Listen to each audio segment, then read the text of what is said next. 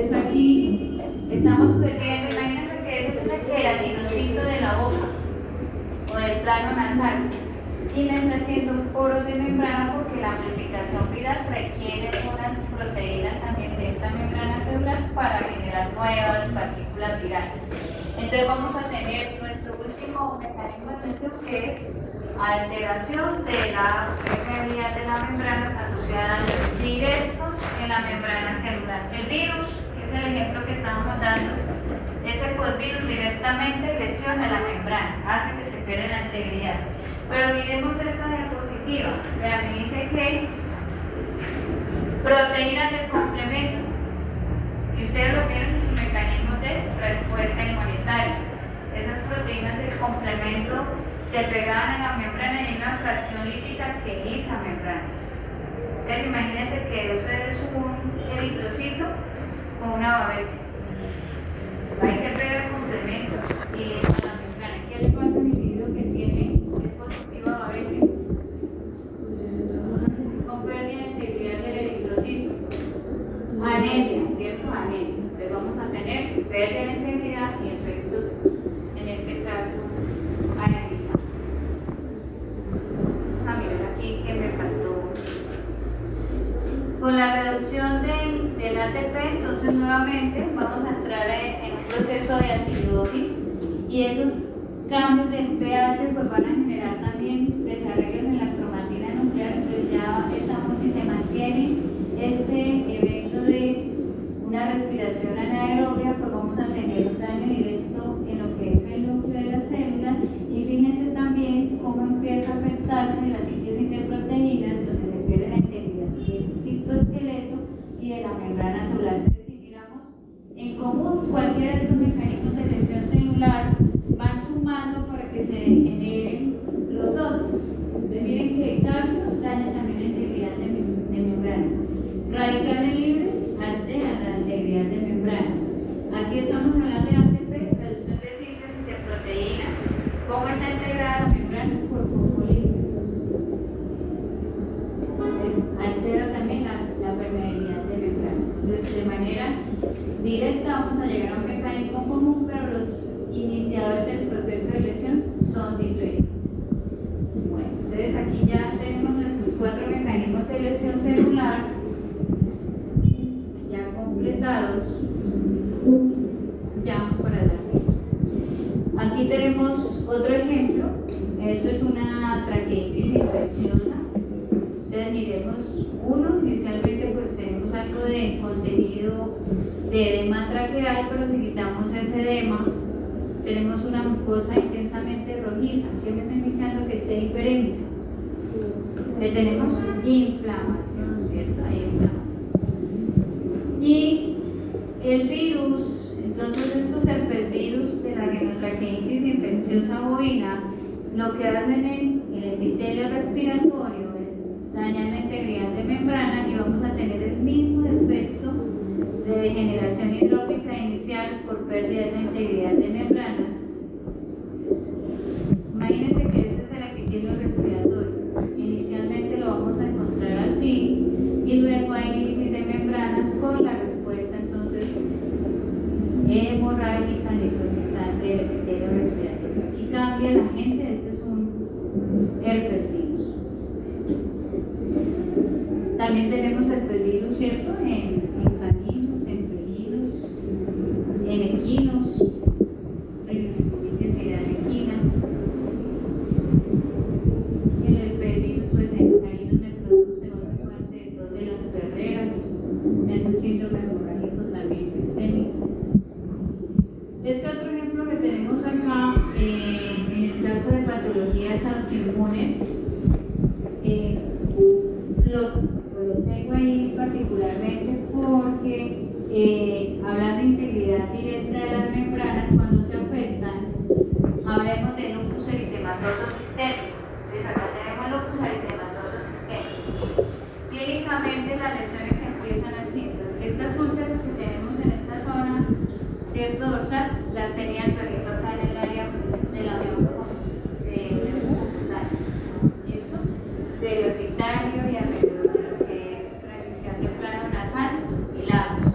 Generalmente en otros caninos empieza acá en borde auricular. Y la lesión empieza así como es. Lesiones elevadas, ¿cierto? Se forma la alopecia, se forma la vesícula se rompe y queda la lesión ulcerativa. Ese es un proceso de resolución. Y adicional, pues miremos la diferenciación articular. Acá tenemos artritis. Entonces todo eso tenía ese paciente. Empezaron manejos con inhibidores de la respuesta inmunológica y así, después del tratamiento, empezó la resolución con este aspecto. Entonces me dice que, como ustedes saben, el lupus eritematoso sistémico forma ¿qué? Anticuerpos contra membranas, autoanticuerpos contra núcleo de la célula, y es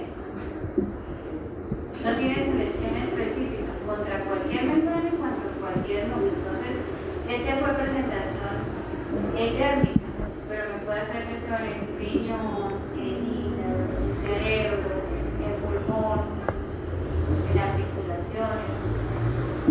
Es una lesión, una enfermedad sistémica. Particularmente, ¿qué tenemos entonces? Cuando el autoanticuerpo se une a esas membranas, aquí en este caso de los queratinocitos, se activa el complemento y hace la acción límbica que estamos viendo en la piel.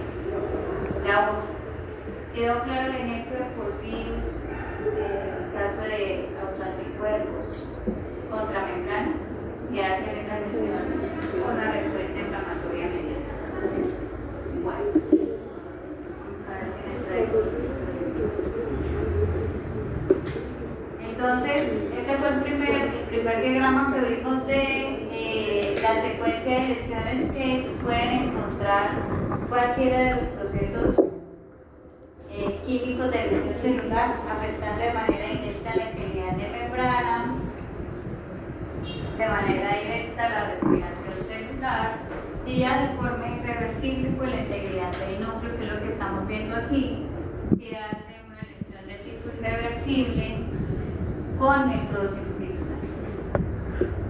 Y en estos procesos irreversibles, pues entonces, que afectan ya de manera directa a la mitocondria y el núcleo, pues estamos midiendo, en este caso, si las lesiones son leves, moderadas o severas. Y recordemos que hablamos también de la temporalidad o el tiempo del proceso. Entonces, miremos este páncreas. Dice que es una pancreatitis necrotizante. Entonces tenemos las áreas necrotizantes o necróticas en estos asinos pancreáticos macroscópicamente, como lo estamos viendo. Lo pálido, ¿cierto? Lo que está sosteniendo la mano y el guante, el dedito, es el intestino, ¿no? Y aquí tenemos asa intestinal, el páncreas, esta es la asa intestinal, el páncreas. Y miren que los lóbulos pancreáticos en unas áreas se ven mucho más pálidas, y dentro de esa palidez hay áreas mucho más pálidas. No sé si ¿cómo es la distribución de esta lesión? La distribución de esta lesión de esas áreas parchadas multifocal. Entonces, como yo maneje mi paciente, puede mejorar el estado de pancreatitis o se me puede volver una lesión grave, ¿cierto?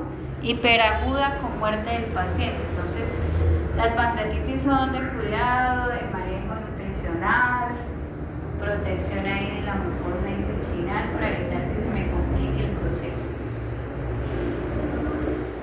Ahora vamos a la parte clínica.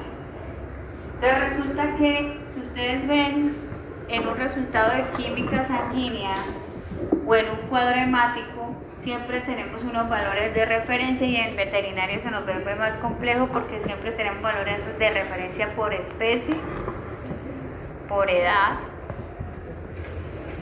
y cada grupo tiene entonces unos mínimos y unos máximos que me imagino en su laboratorio diagnóstico los van a trabajar. ¿Y por qué dice que esto que acabamos de ver de integridad de membranas se aplica en la clínica? Fíjense que en el artículo que ustedes leyeron hicieron una medición seriada de enzimas. y además hicieron una correlación de la medición de esas enzimas y de los tejidos afectados. Hablemos de la aplicación del artículo. Entonces escuchemos aquí a María José Padilla. ¿Dónde estás? María José, ¿qué te dio? ¿De una espalda? ¿Qué pasó? Listo. Busquemos, estamos en la semana 5, chicuelos. Sí, señor. 5, sí. Listo. María José, ¿qué enzimas indicaban que había lesión muscular? ¿Cuáles midieron que me indicaban que había lesión muscular? Mencionaba 4, pero se me olvidó. ¿Quién le ayuda acá a María José? Lactosa deshidrogenasa, una, y creatinquinasa. Listo. ¿Qué decía? Hombre, si tengo pérdida de integridad de membrana, les decía, imagínense que esas células del miocito, si se pierde la integridad de membrana, en el citosol tenemos enzimas. Y si se pierde la integridad de membrana, pues esas enzimas se van a vertir al suero. Y si mido suero o hago una química sanguínea, pues cómo van a estar esos valores si hay necrosis muscular. Elevados, ¿cierto? Elevados. Entonces, miren cómo la aplicación clínica cómo estaban las enzimas hepáticas. ¿Vieron enzimas hepáticas en esos pacientes? Listo, aspartato aminotransferasa y transaminasa y solamente eso, AST. ¿Qué otra midieron? Lactato deshidrogenasa.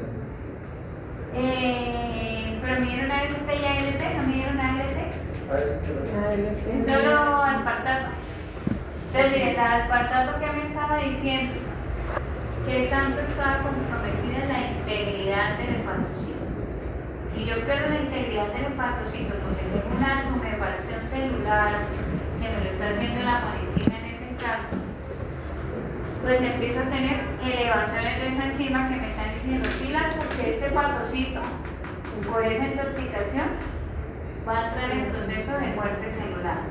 Entonces miren cómo la química sanguínea me ayuda a decir este paciente está teniendo lesiones en hígado, este paciente generalmente cuando yo tengo lesiones en músculo cardíaco me miden estas dos. En humanos nos hacen esas mediciones para mirar señales de infartación. Aquí estamos mirando el grado de necrosis, ¿señor? ¿Por qué estaba midiendo tropina?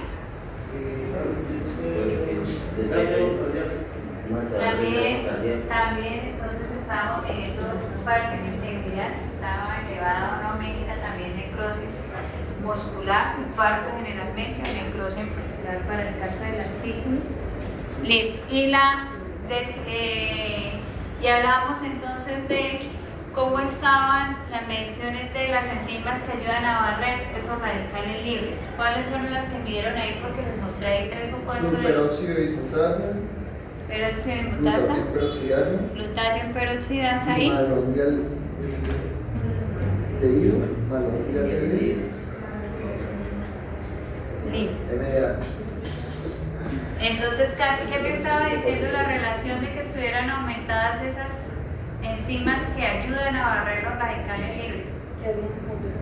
Que tenemos mayor cantidad de radicales libres mediando la lesión. Vamos a concluir entonces cuáles de estos 4 mecanismos que vimos inicialmente regulan la intoxicación por monenzima. ¿Qué dice Isabel? ¿No dice Isabel? ¿No viene Isabel? Isabel. Al final, Isabel, ¿cuáles fueron los mecanismos de lesión celular? ¿O cuál fue el proceso, cierto? El mecanismo de lesión de la intoxicación por monenzima. ¿Cuál fue el primario? ¿Cuál mencionan que puede ser el mecanismo primario de lesión celular?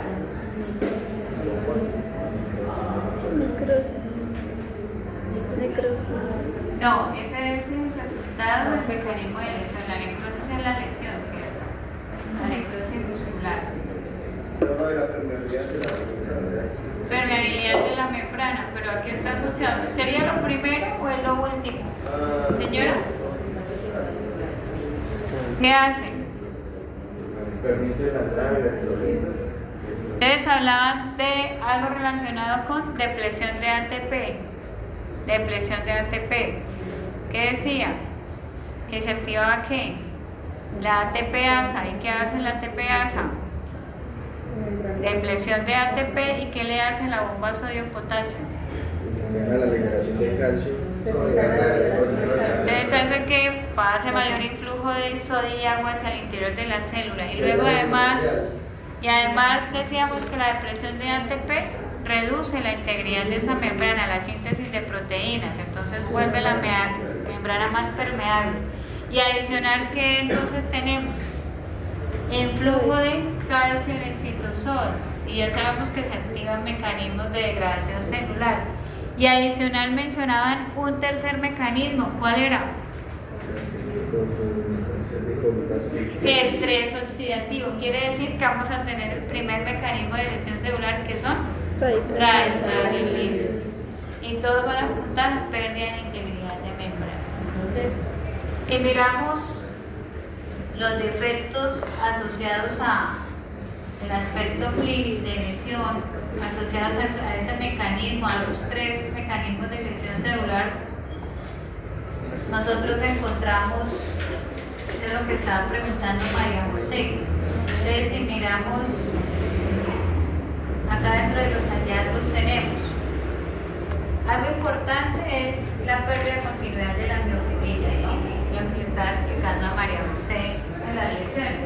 Por eso miren la integridad de esta miofibrila y compárenla con la integridad de esta. Acá se pierde daño en las membranas.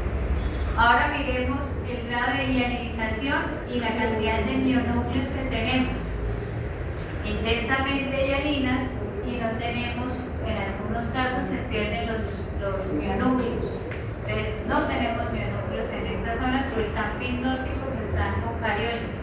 Esto indica que efectivamente se hay necrosis de las miofibrillas.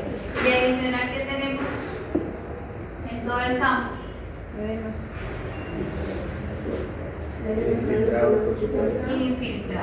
Infiltrado tipo linfocitario. Tenemos, ahí está linfocitos, ¿no? Y hay linfocitos ahí que es normal tener entre las miofibrillas. Ustedes lo llamarían marmolitos. La hialinización de la miofibrilla, entonces acá podemos comparar mucho mejor la necrosis. Esta es para una necrosis de miofibrilla. Entonces, Julián, ¿qué está sucediendo, Julián, en estas áreas donde tenemos la eosinofilia del citoplasma? Julián. Sí, y que se vea tan intensamente eosinofílico, ¿qué me está diciendo? Indica necrosis. Entonces, algo que pasa con estos mecanismos de lesión celular es que se genera coagulación de proteínas, ¿cierto? Coagulación proteica. Y es uno de los aspectos morfológicos de muerte celular. Y hablamos de necrosis muscular o mionecrosis o necrosis de Schenker. La necrosis de Schenker se ve así: hay hialinización de las miofibrillas. Y junto con la hialinización y la disrupción de la miofibrilla, nuevamente, ¿qué tenemos? Infiltrado inflamatorio. Y recuerden que les dije, algo diferencial con la apoptosis es que en la necrosis sí tenemos respuesta inflamatoria. Tenemos, entonces la de arriba, que era músculo estriado, ¿cuál sería el diagnóstico? ¿Cuál sería el diagnóstico de la primera imagen que describimos? Pero dice necrosis músculo esquelético. Miocitis necrosizante. Y esta que sí es de... no, mentiras, esa no es. Miremos esta. Miremos esta. La morfología del músculo cardíaco cambia. Acá las miofibrillas generalmente tienen los discos intercalares que hacen que no se formen esos paquetes musculares como si lo tenemos en el músculo estriado. Y tenemos nuevamente el efecto de esta lesión muscular. Focos inflamatorios, e incluso diríamos que es difuso, que nosotros primero armábamos una descripción muscular, pero acá en todo el campo tenemos inflamación acá intersticial, en todo el campo. Y la necrosis pues es de distribución también multifocal, la dialización de la miofibrillas. Acá la disrupción pues es mucho más severa porque estas estructuras musculares del miocardio deben mantener una comunicación entre miofibrillas y miofibrillas, acá se pierde, y tenemos en este caso sí la miocarditis, necrotizante o necrótica, como le quieran menos. Bueno, pero hay otras preguntas. ¿Qué pasó con las lesiones de riñón? Sí. ¿Dónde está Kate?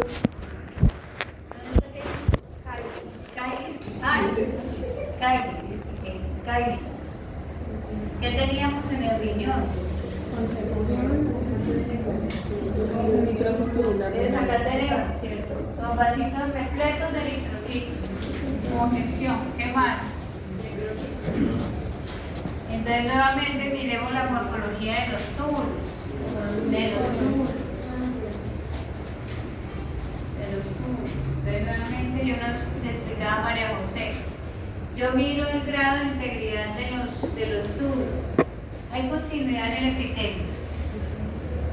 Si hay el epitelio nepalizado, es decir, una célula al lado de la otra. Aquí, por ejemplo, en este túbulo. No, ¿cierto? Hay disrupción también del epitelio. Y entramos nuevamente a mirar la morfología de cada célula epitelial que conforma. Entonces, miremos, este grupo de células tiene núcleos. No, ¿cierto?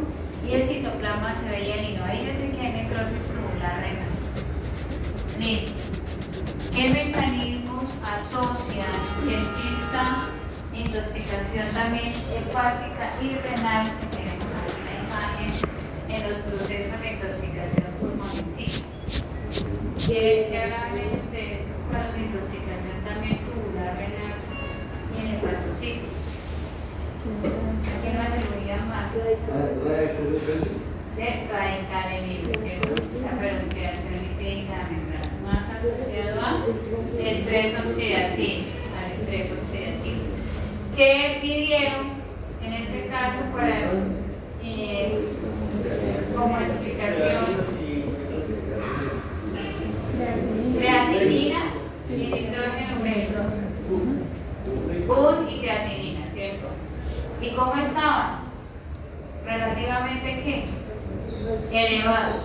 Entonces me está diciendo, hombre, se está perdiendo la integridad del glomérulo, la integridad de los túbulos renales, está permitiendo que se excreten, en este caso, los desechos nitrogenados. Entonces vamos a encontrar también en niveles, aunque aquí mencionaba que no eran tan altos, pero sí están elevados, indicando que ya estamos en un proceso de uremia en estos pacientes. Entonces la idea de este artículo era simplemente que aplicaran un aspecto clínico de lesión en los diferentes mecanismos bioquímicos de lesión celular. Espero que lo hayan entendido, señora. Una pregunta sobre esa imagen. En el glomérulo, ahí se ven focos de hemorragia, ¿no? ¿O eso no?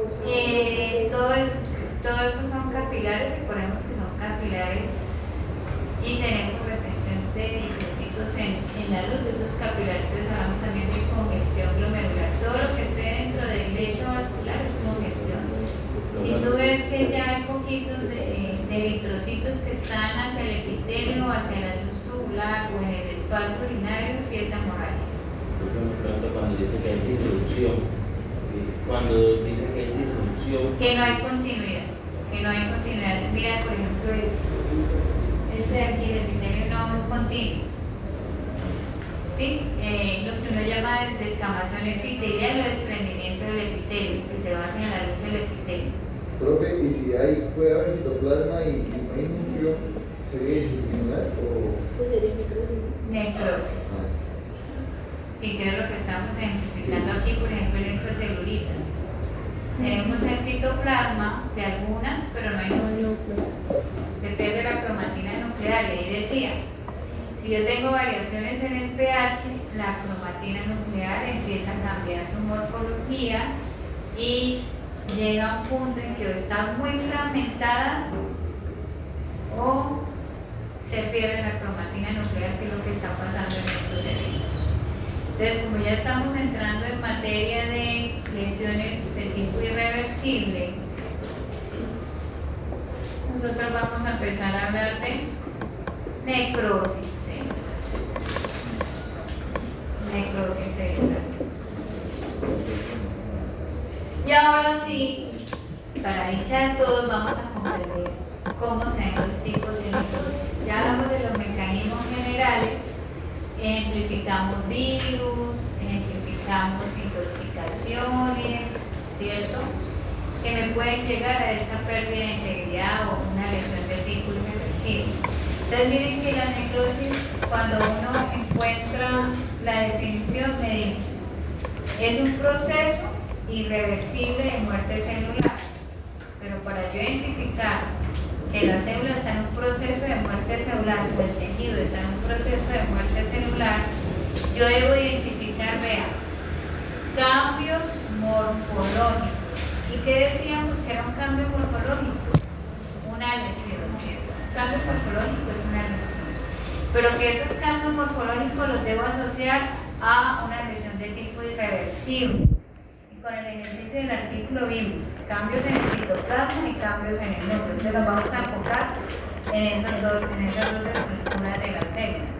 Y dicen que adicional en estos procesos morfológicos participa una importante fuente de enzimas que hacen procesos de degradación celular. Y ahí miren, para que suceda eso, ¿quiénes participan en ese proceso de degradación celular? Los leucocitos, las células inmunitarias, ¿cierto? Los leucocitos. Y ahí se activa entonces las interleuquinas, las prostaglandinas, el ácido araquidónico que ustedes trabajaron en su inmunología, porque necesitamos que llegue, que se haga un proceso de quimiotaxis hacia el sitio de lesión. Me están indicando esos cambios morfológicos que la célula está letalmente lesionada, es decir, que el cambio es irreversible. Y miren que casualmente coincide con la última imagen del artículo y estamos viendo un tejido renal, estructuras que hacen parte de la necrosis, y tenemos cambios en el citoplasma y cambios en el nódulo. Entonces acá tenemos cambios en el citoplasma y cambios nucleares. Que me están indicando y lo mismo. En esa introducción yo y Maro hablamos de pérdida de la continuidad del epitelio y esos cambios nucleares varían de célula a célula, van variando de célula a célula, no todos son similares. Entonces vamos a familiarizarnos cómo se llaman esos cambios celulares.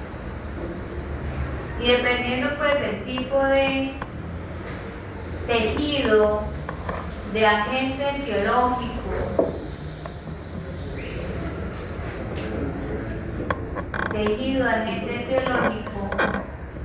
se dan los diferentes aspectos de los tipos de necrosis. Es decir, si yo miro esta peritonitis, la necrosis está enfocada en un tejido que es el que me hace mayor recubrimiento peritoneal y ese tejido adiposo. ¿Sí o no? Que el mesenterio que más tiene es tejido adiposo. Si yo miro el aspecto y si vamos a palpar ese peritoneo, ¿qué creen que pase cuando ustedes vayan a hacer palpación de ese tejido? Friable, ¿cierto? Hablamos de pérdida de la consistencia, que utilizamos en términos de muy friable, se deshace con facilidad, ¿sí, señor? Entonces acá externamente me está afectando también ya lo que es el tejido muscular y miremos qué fue lo que le pasó a este canino. ¿Cuál fue la etiología aquí? Cálculo, ¿cierto?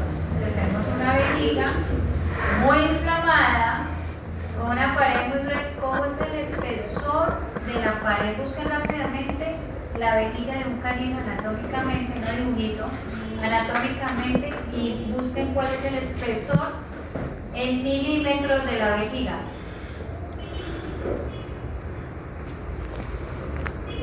Los quítame, bueno, estime cuántos milímetros tiene esa pared. ¿Saben, no es cierto? ¿Qué hicieron los cálculos, los urolitos o piedras en la vejiga? La inflamaron, la pared de la mucosa, la pared, y al final de los tiempos, ¿qué pasó? Hay obstrucción, y además de la obstrucción, ¿qué le pasó a la pared? Se obstruyó la vejiga, pero ¿qué le pasó a la pared? Necrosis y se rompió, hubo ruptura vesical. ¿Hacia dónde cayó la orina? Al peritoneo. ¿Qué le hicieron los desechos nitrogenados al peritoneo? Inflamación y necrosis. ¿De qué se murió el perrito, la perrita? De peritonitis. Y es una peritonitis química, vean, causas físico-químicas de enfermedad por los desechos nitrogenados. ¿Listo? Pero yo les estaba diciendo lo siguiente: dependiendo del tipo de tejido y de la causa, puede identificar el tipo de necrosis. Entonces acá tenemos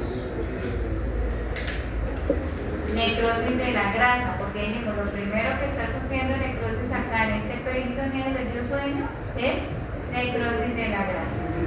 Eso está divertido de hacer. Bueno, y mencionábamos de eso, asociado a la muerte celular, que teníamos unos procesos enzimáticos, hablábamos de los fagocitos. Vea, dependiendo también del tipo de agente etiológico y tipo de necrosis celular, tengo el fagocito. Andrés, ¿qué van a hacer los 10? Okay. Tengo el fagocito, ¿cierto? O la célula inflamatoria. Estos son particularmente macrófagos. Y se ve el citoplasma muy vaporizado porque me está diciendo que está en proceso de fagocitosis. Algo se está fagocitando y está destruyendo.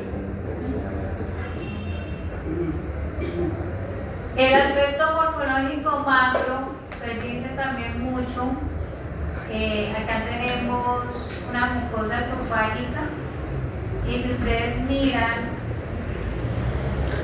tenemos alrededor de la lesión hemorragia, siempre con la manito aquí, tenemos alrededor de la lesión hemorragia, la hiperemia difusa, pero quiero que se fijen en la integridad de la mucosa. Entonces miren, en la parte superior tiene mucosa, acá tenemos una laceración, ¿la alcanzan a ver? ¿Sí lo alcanzan a ver? Se ve abierto. Sí. Soy amiga del suelo y casi no alcanzo. Entonces tenemos laceración de la mucosa y miremos qué está pasando más abajo. Disrupción de la mucosa y ya donde se ve la hiperemia y la hemorragia. Y aquí tenemos más. Hay disrupción de la mucosa y la hemorragia perilesional. ¿Sí? Si les contara que iban a hacer un sondaje en tráquea y la sonda la pasaron al esófago, con la punta de la sonda perforaron el esófago. Etiología. Cuando el personal hace la lesión, médico, veterinario, auxiliares, hacen la selección, se llama iatrogénico. Etiología iatrogénica. Por un cuerpo extraño. Entonces, por eso es importante que yo mire que el calibre de la sonda que voy a usar, o si no, perforo.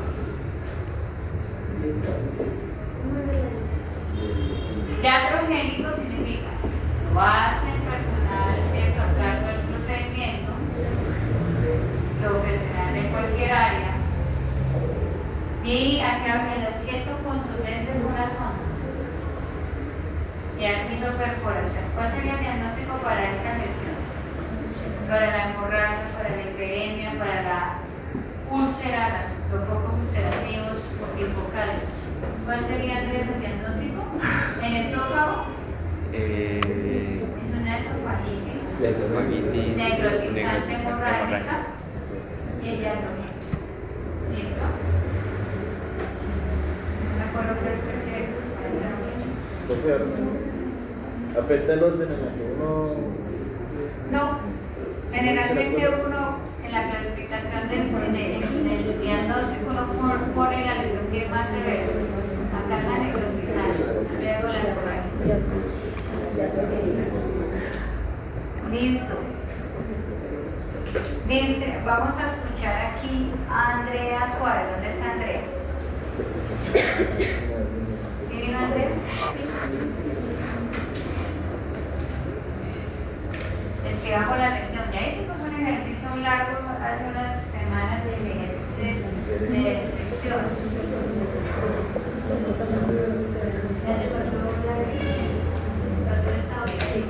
Andrea.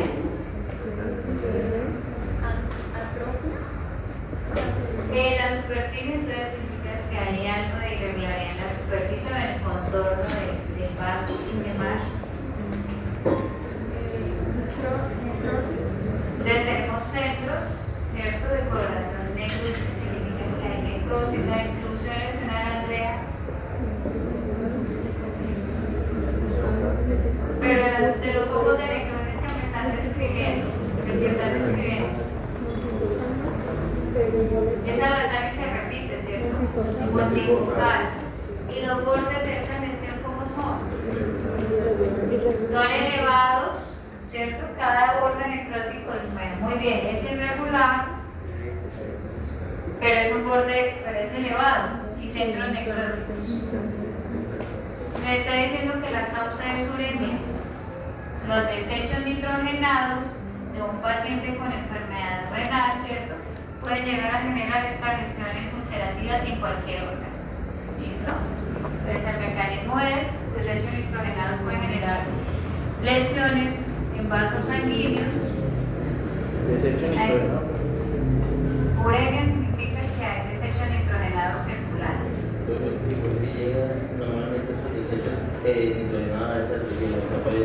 Por sangre. Y recordemos que si el riñón está lesionado, como lo vimos en la monesina, ¿cierto? La primera imagen. Eso pasa porque el riñón no se puede expulsar. Porque no hay expresión. Se acumula. Entonces el paciente está, uremia significa que están circulando, ¿cierto? Están circulando en sangre. Y hay varios mecanismos. Uno es la lesión de la túnica media del lumbar, y se hacen eventos isquémicos secundarios a la lesión vascular por los desechos nitrogenados. Y el otro mecanismo es que tenemos unas bacterias que toman esa urea. Las bacterias son productoras de ureasa, doblan la urea en amoníaco y el amonio hace lesión necrotizante también. Pero generalmente en boca. Sí, esto es un vaso, pero esto es el órgano. ¿Es el órgano? Es que él pregunta que si ¿Las úlceras? que si es un vaso sanguíneo. Si nosotros recordamos, estructuralmente el vaso tiene sinusoides esplénicos, capilares, ¿cierto?, modificados. Y vasos de pronto importantes ahí, las arteriolas de los tabiques esplénicos. Ahí sí tenemos vasos propiamente dichos. Muy seguramente, ¿cierto?, lo que están diciendo puede tener correlación. Si los desechos nitrogenados me están haciendo necrosis de la media de los vasos y eso está pasando en una arteriola o en una arteria de los tabiques esplénicos, sí puede estar asociado. Entonces, ese foco por isquémico, por la necrosis de la media vascular. Si eso es lo que está asociado, si el mecanismo de lesión está asociado. El isquemia hace el foco de necrosis. ¿Pero qué hace el isquemia? La lesión vascular en la media del vaso por los desechos nitrogenados. Generalmente llega a ser necrosis de la pared del vaso arteriolar blanco. Y es lo que me genera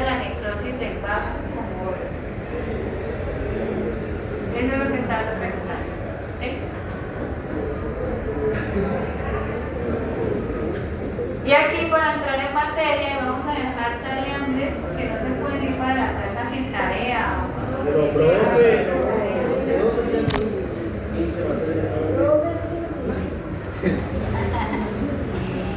Y esto, particularmente después de esos mecanismos de lesión que venían en la unidad 1 de Sácar, y luego vienen tipos de necrosis. La lectura continúa con tipos de necrosis. ¿Sí?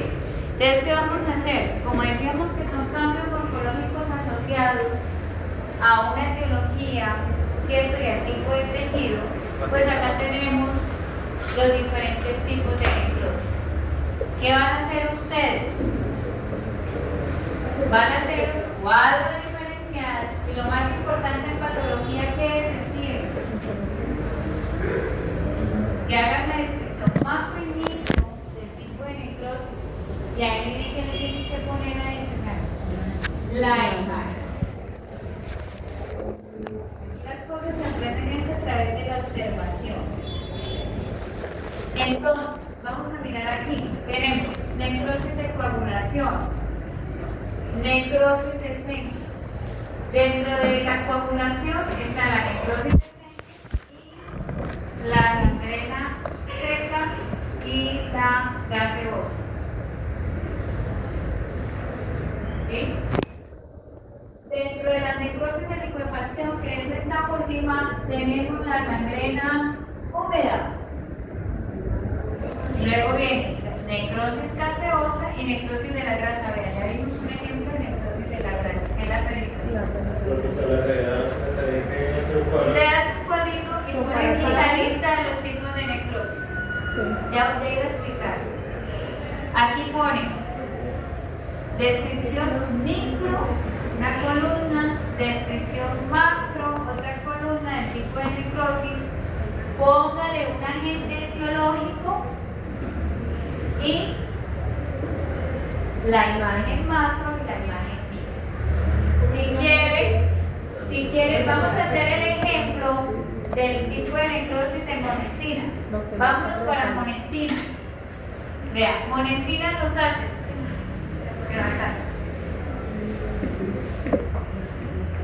Vea, nosotros trabajamos hoy intoxicación por monensina. Dentro de la necrosis de coagulación, yo tengo la necrosis de seno o necrosis seria. La monensina, hoy identificamos que me produce necrosis de coagulación en músculo, cardíaco y esquelético o necrosis de seno. Entonces acá pone necrosis de coagulación de Sanger. Entonces acá tenemos el aspecto y agitación de las miofibrillas, macro, palidez muscular. Si quieren de una vez acá ponen la foto micro, la foto macro. La etiología ¿cuál fue? Monensina y bueno, y la descripción que era lo que les había dicho. O si no ponen las fotos al final, que era lo que les había dicho inicialmente, que las pusieran al final. ¿Sí? Tienen que ponerle el diagnóstico de la lesión. Entonces aquí era miocítico o miocarditis, ¿no? De esa restricción.